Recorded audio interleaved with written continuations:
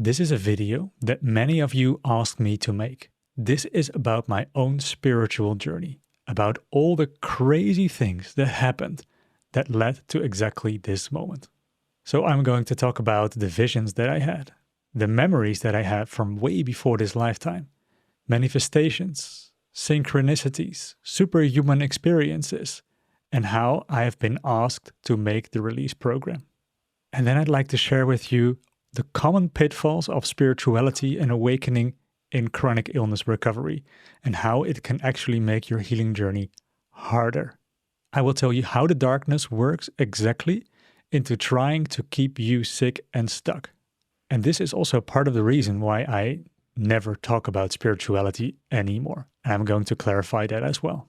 This video will give you a completely new perspective on life, yourself, healing, and the fastest way to heal. So let's start in 2013. It was at that time that I noticed that there is something terribly wrong with me. All these thoughts, all this behavior, I couldn't really relax. And then at that point in time, I met a man from Belgium called Bert. And Bert blew my mind. He was basically just laughing the entire time. And he was pointing with his finger towards things that were happening outside. And he was basically questioning everything. He's like, can't you see it? Can't you see it? Are you believing in this? It's not real. And then he started laughing. And it was so contagious that he made me laugh the entire day. And that made me wish for this experience as well. Like, what does he know? Or what does he have? What did he experience that I don't have? And then it was only a few months later where I went to meditate for the very first time of my life, where I sit down in bed, where I followed some instructions of a meditation on YouTube, and then I was completely gone. There was no Daniel anymore. I was sort of like one in a non-dual space with no time, no space, just pure bliss. And I've stayed in that space for a very, very long time. At least that's what I thought. So at a certain point, I was like, wait, this is weird. Where am I actually? Because in that space of oneness, no thoughts can exist because everything is already there. Everything is perfect. And as you might know, most of our thoughts are about things that are not perfect. But then I started looking for myself and I couldn't find myself. I started panicking. And then all of a sudden, I took a really deep breath and it felt like a huge shock. And I was back inside of my body. It sort of hurt to get back into my body. And I was like, okay, this is meditation. But it was so pleasant that I wanted to go back. But whatever I tried, I could not. And I've never been back to that place. It was so beautiful, and I tried to put this experience into words. And all I came up with was, this is not real. I am not here.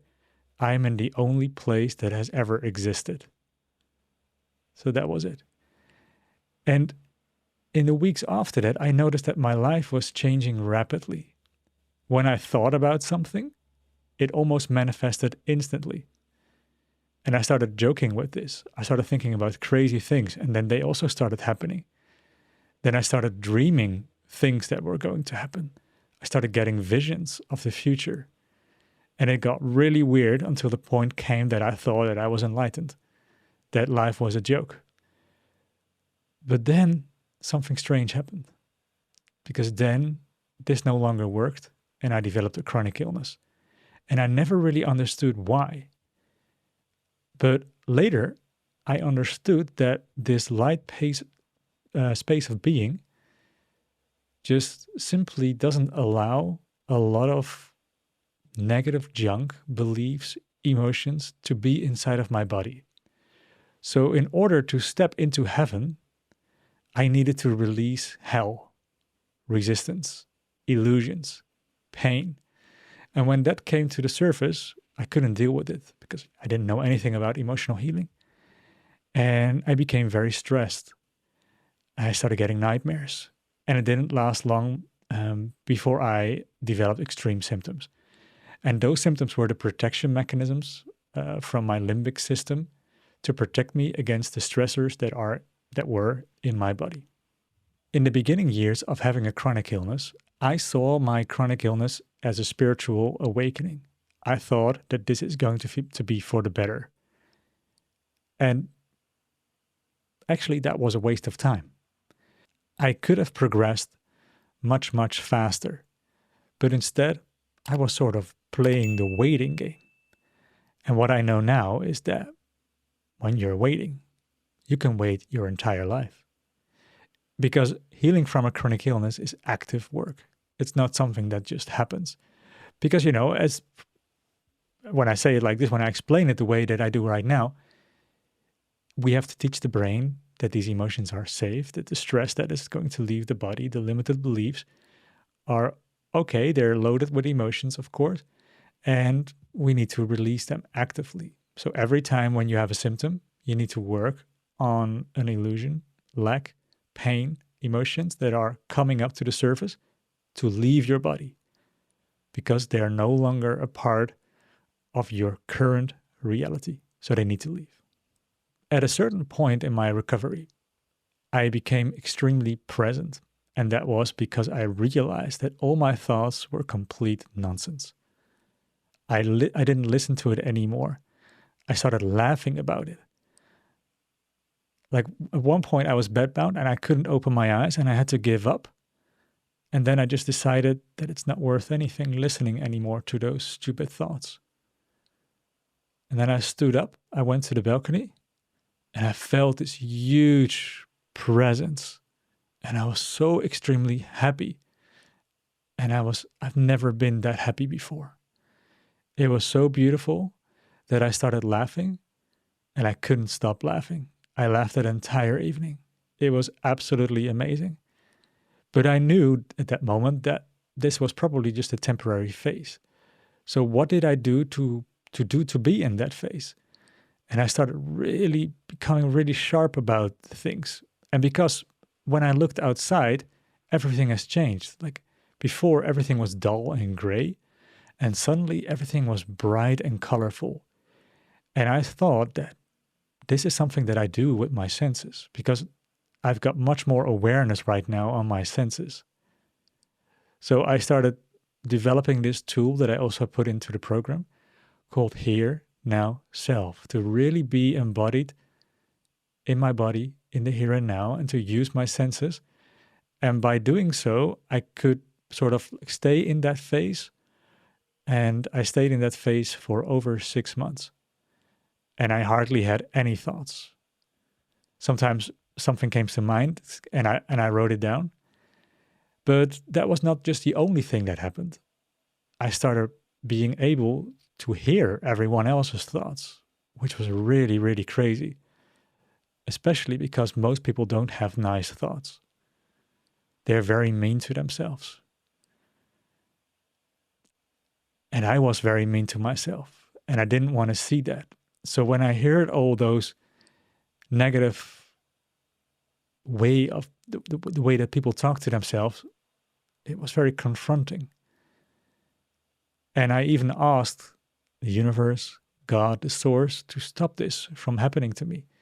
Because I couldn't deal with it. Because sometimes I asked someone, like, why are you right now so mean towards yourself? And they were like, no. That's because people can't see the truth. If you're so involved in a certain thing, you don't see it anymore. And we humans, we are so mean towards ourselves. Anyway, from that moment on, I never experienced that anymore. But at the same time, there was still something else going on.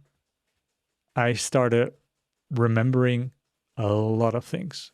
I was really spaced out in extreme presence. And I started remembering previous lives. Not just one, but many, on many different planets, being many different shapes, being a woman, being a man, being in Saudi Arabia, being in Africa. I started looking at myself in these visions and dark skin or long fingers, completely different. I started remembering my names, the family that I had, the work that I did.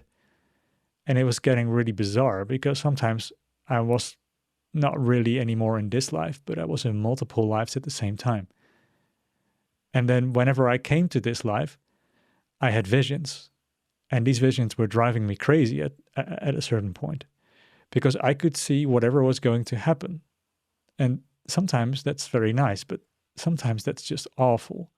Imagine that you just meet someone and you like that someone, and then you see already the fight that will happen when you don't no longer want to be a friend from each other.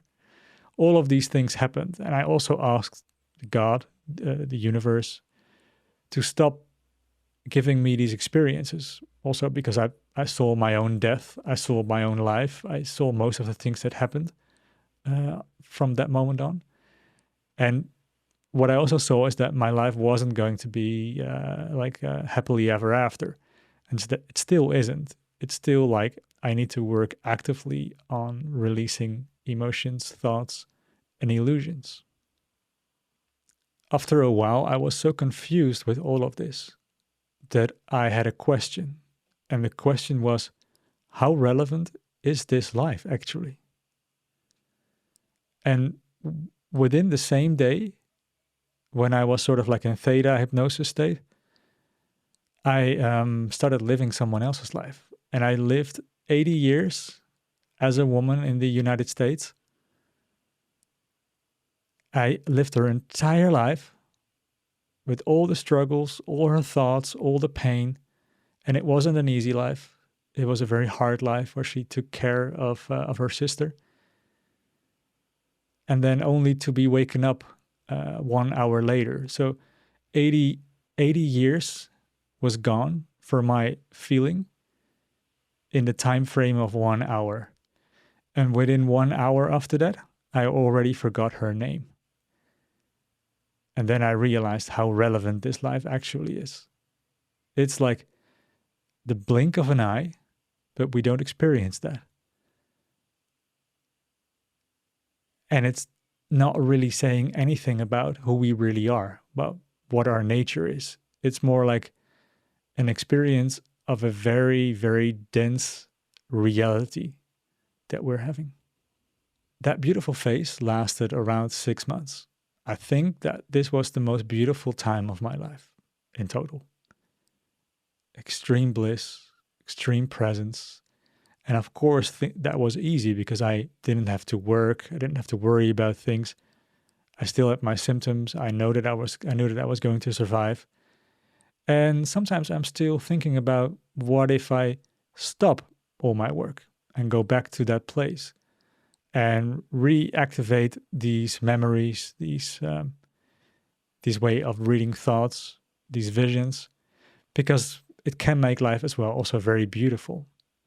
But 6 months after that, I was in such an extreme state of joy, although I still had symptoms, so I wasn't ready, of course, that I started having panic attacks. Like not just one, well, maybe it was one, but it was a continuous panic attack that lasted over a month.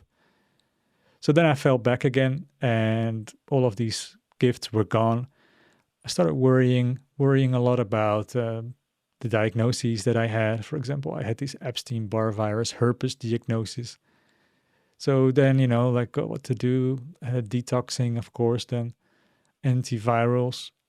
And then I just took all that stuff, all that, I can call it junk probably, but it's probably good. But I kept having dreams every night telling me that I don't have to worry about these viruses. Fast forward another year, I was in bed and suddenly I was no longer alone. A very dark energy came to visit me. And as soon as that happened, I became really cold, sweaty. And this voice or presence started communicating with me. It started promising things to me. It was basically about how to sell my soul. It would have given me anything, but because I didn't really react to it, it started reading my mind, and it knew the deepest desires of myself. And it started offering that to me. And not these desires of my soul, these darkest desires, they weren't actually really good. So I was actually pretty ashamed of them. Like, why would I want these things? It was, for example, about killing someone on this planet that was responsible for a lot of pain. And the people experienced this man as a sort of like a hero. But I already found that out. But I wasn't ready, I wasn't liking that idea. And I didn't want to sell my soul. So was it the devil or another kind of thing? I really don't know. But I started praying to it, like, you're okay. I love you. You're beautiful. You don't have to worry. But whatever I did, this energy didn't leave. Until I remembered that in a book I read that if you pray to Jesus Christ, then the devil might leave. And as soon as I did that, the energy left. And from that moment on, my life changed quite a lot. I received a lot of knowledge that I thought that was mine about healing, about self-compassion, about kindness. A lot of the information that I got, I thought they were my own thoughts, and I started expressing them as well on YouTube. And then it didn't last long before a book was presented to me, and that book was called Channelings from Jeshua by Pamela Kribbe. That's a Dutch woman who channels Jeshua. So I started reading that, and it was almost an exact copy of the things that I was saying before. And then I realized that all these things that I was saying, which I was really proud of, like, wow, what kind of cool knowledge I have, they weren't mine. And that was really good to understand. So in that book, she mentions that Jeshua was the original name of Jesus Christ. And then I started communicating with him, and I actually could sort of like download a lot of information. And at a certain point, he asked me if I would make a recovery program. And right now, that's nothing special. But at that time, there wasn't anything like this. There wasn't any emotional healing or program out there except for some fake positivity stuff. So I accepted. I said, okay, I will do this. And I was a bit hesitant in the beginning because, it's a lot of work. And from that moment on, I could just write down a lot of information, like it never stopped. And I categorized them into 13 modules. That's how the original alignment program that was completely for free was created. But ever when I started recording the stuff that I wanted to say, something came through me and I kept saying completely different stuff, completely out of the box. And I was like, wow, yeah, this is really working. Let's go with it.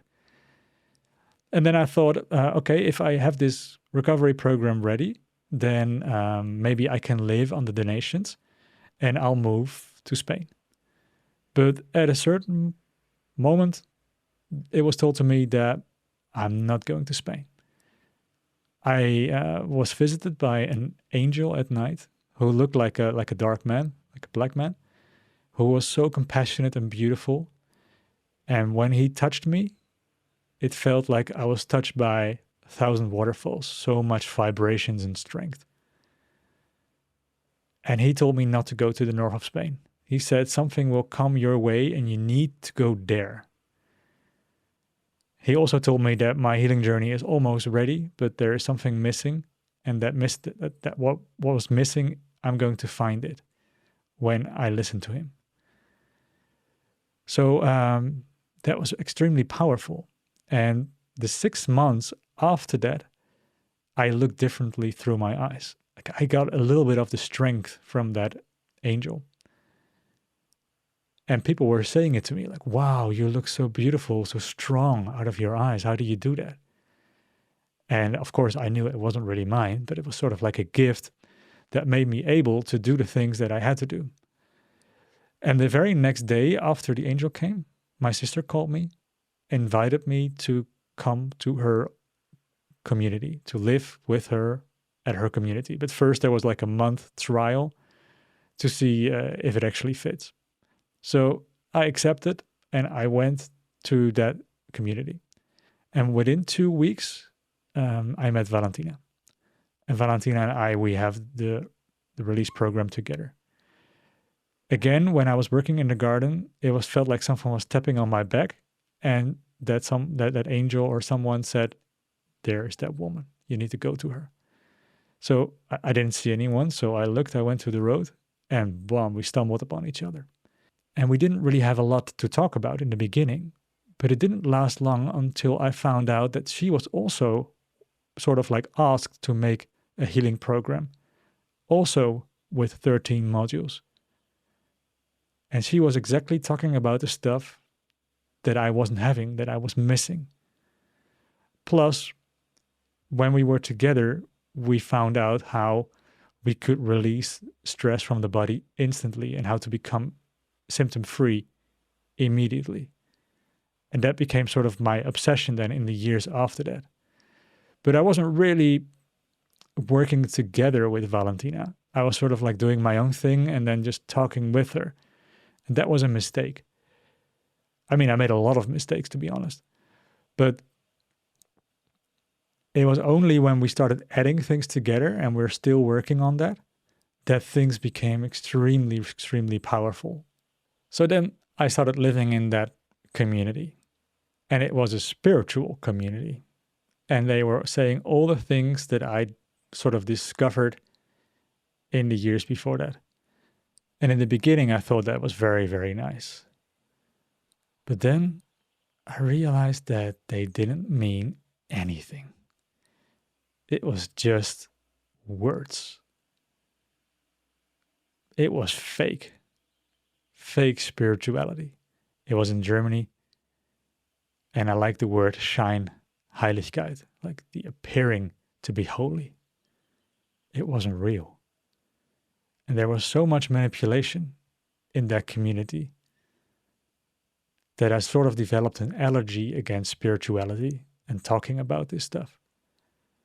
Because talking about it is, again, just a distraction. Like, you're not healing by listening and talking about healing. It's an active thing that you need to do. But because that gaslighting that I felt was so huge and there was so much manipulation going on, that I knew that, okay, this is not the way. Like, we can't just talk about spiritual things that happen to us.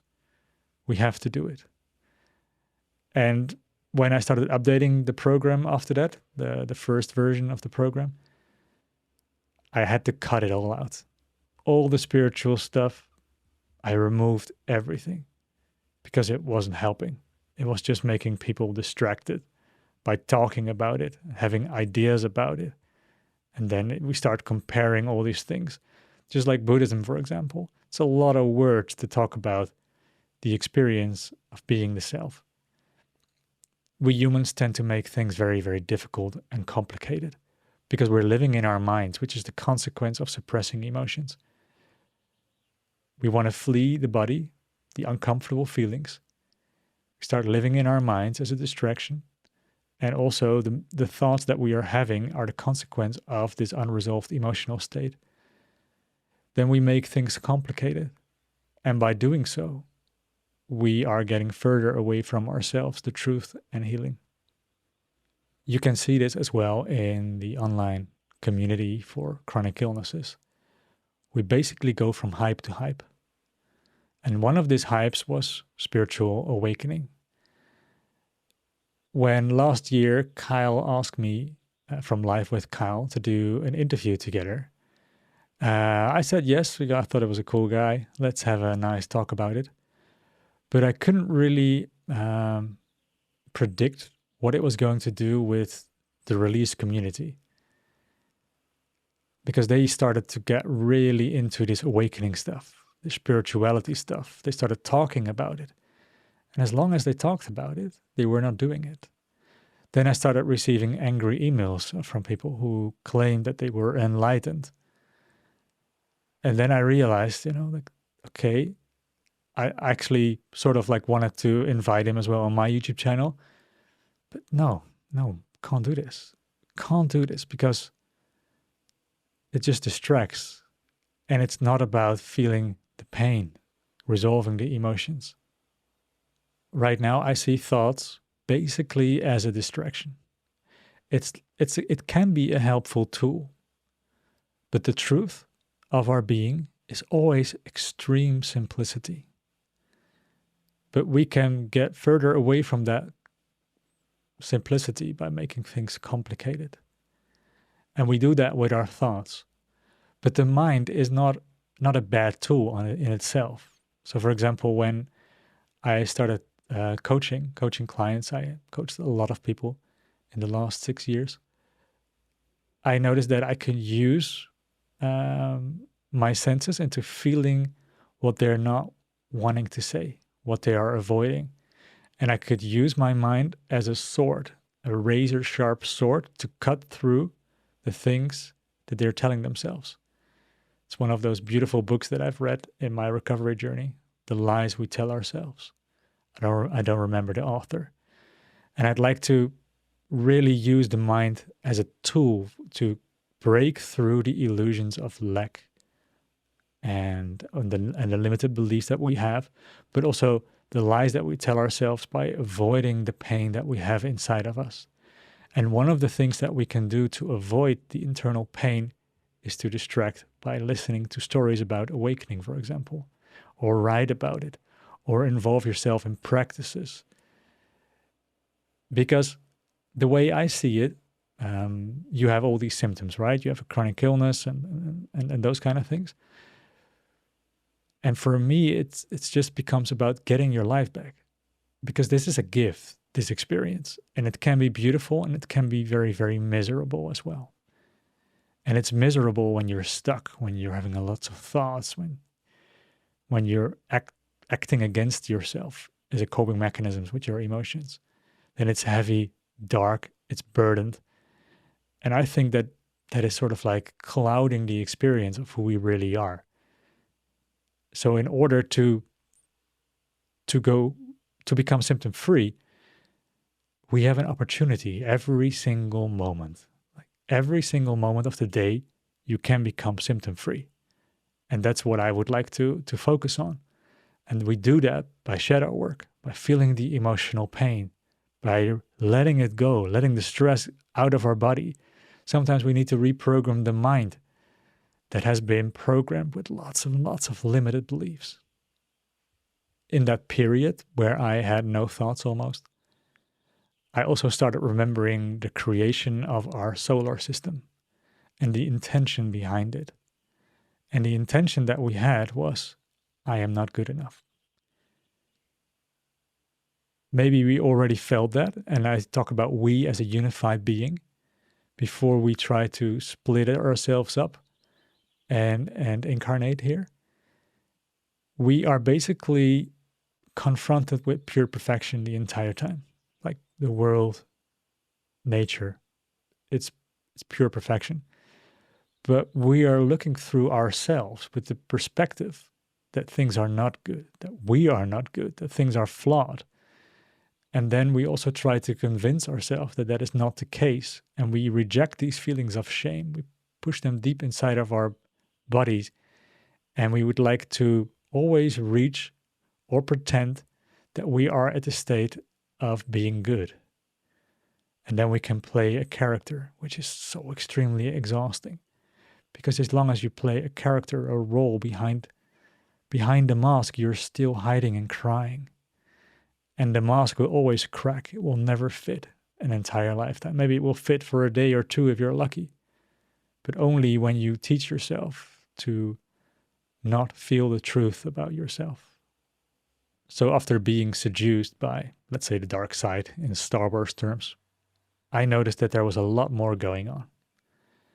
And in the years after that, I noticed that the role of the darkness is much greater than what I thought. And we can really say that there is a sort of a spiritual war going on this planet. And maybe it's designed this way. Maybe we designed it that way. that we really have to break through and really have to choose the truth, choose to stand in ourselves. And we have to be able to resist the temptations and the seducing of basically trying to reach something that is about outrunning yourself. And when you stand inside of yourself or stand in yourself, like with a straight spine, when you speak your truth, you will become attacked, because the dark side doesn't want that. It's sort of like programmed to make sure that you fall back, to keep quiet. And it was very successful with that on me and Valentina, because we were attacked quite a lot. And in the end, I became afraid of talking about this. I became afraid of talking about emotional healing. Plus, also, the darkness did a lot of attempts to make sure that things weren't going well with Valentina and I. What I noticed is that there are energies, and these energies, they are basically fragmented souls who are in extreme pain. Maybe they're extremely traumatized beings split up into thousands of pieces. And these pieces can attach themselves towards an emotional pain. They live on pain. They thrive on it. Thriving is a bad word, but they live on it. They feed upon it. But if you want to resolve your emotional pain, then you're basically killing off the food supply to a fragmented energy that is living in the darkness. And we call it living in the darkness because it's a shadow part. It's not a part of something that stands in the truth. So it moves in the shadow, and that's how we are always being seduced, because the darkness will keep coming back. So these parts come, and they will do whatever they can in order to make you not release your emotions. So they will make you doubt about doing this work. They will find a weak spot. And Valentina and I, we had many of them, to create a drama, because it's sort of like a game where they are stalling. They know that their game is over, but they want to stall as much time as possible because they don't want to go back to the light. And that's also logical, because imagine that you are extreme pain and you're sort of living in the darkness. That's how most humans live, by the way. Maybe we're like half awake and half asleep, or half in the light and half in the darkness. And anything that we push away, like our emotions that we store in our bodies, is the darkness. From that place, you can't go to pure bliss. Like, you can't do it, because there is so much in your body that you just can't enter heaven, let's say it like that, because there's too much pain inside of you. It's too painful then to go to heaven. So they want to remain in the world of the shadow and the darkness. And they are manipulating us, and they find our weak spots. And we have weak spots because basically this entire planet is traumatized. So everybody has things, emotions inside of them that is probably going to be never ending. And we're all being manipulated from the inside out. And by thinking, for example, that these thoughts are yours, you're falling into the trap of believing them. Like right now, another hype in the healing community is to talk about it endlessly, to oversimplify healing and then just keep talking about it, to make it a giant distraction. And part of the reason why we as Release haven't grown that fast is maybe also because we haven't looked at certain things of ourselves, but also because, if you sell your soul to the devil, you become huge. You become a star. But if you stand inside of yourself, if you keep speaking the truth, then you won't attract many people. Also, because most of the people are not attracted to truth and light. We all believe in a lot of limitations about life and ourselves that become convenient over time because it's painful to actually question yourself, to dive inside of your body and to feel all the pain that you've been storing inside of your body. And up to this day, every day, especially in the mornings after I just woken up, I take some time to reconnect with pain that I've stored inside of my body. So we're living in a world of untruth, illusions, and lack. And these are all lies. These are all perceptions that we have been given that are not the truth. And the truth will set you free, but first it will piss you off. And sometimes you're going to be extremely angry. Sometimes in the YouTube videos that I make, I do something weird because I am weird. And then some people, they might get irritated, especially in the last podcast that I made about authenticity. I received as well another comment that someone was irritated and frustrated with me. And that's good. That's really good. Like, I'm not any more afraid of that because your anger is part to your authenticity. Your anger is part of your awakening. And in the beginning, your anger will just show up as frustration. That's just what it is. That's how it starts. So that's really good. So the biggest thing that I wanted to share with this video is to keep it simple. Sometimes people are saying to me that I am completely nihilistic. Oh, that's a difficult word. And actually I am, from a certain perspective. Because I see the human experience, society, as, well, basically unnecessary. A lot of the stuff that we do, a lot of the thoughts that we do, a lot of the things that we believe in, I don't value them. And what you get is this empty mind, this state of, does it really matter? But that sounds very nihilistic. And it is from a certain perspective. But the other thing that you get for it in return is bliss, truth. And that makes life so much easier and better.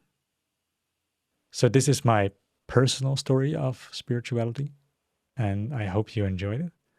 Valentina has her own story, of course, and I'm inviting her to soon, when she's ready, to also share it on YouTube. And I'm looking forward for that to happen so that we can really step into the power and the healing and the truth and the reason why we are making this program. And thank you so much for watching. I wish you a beautiful healing journey.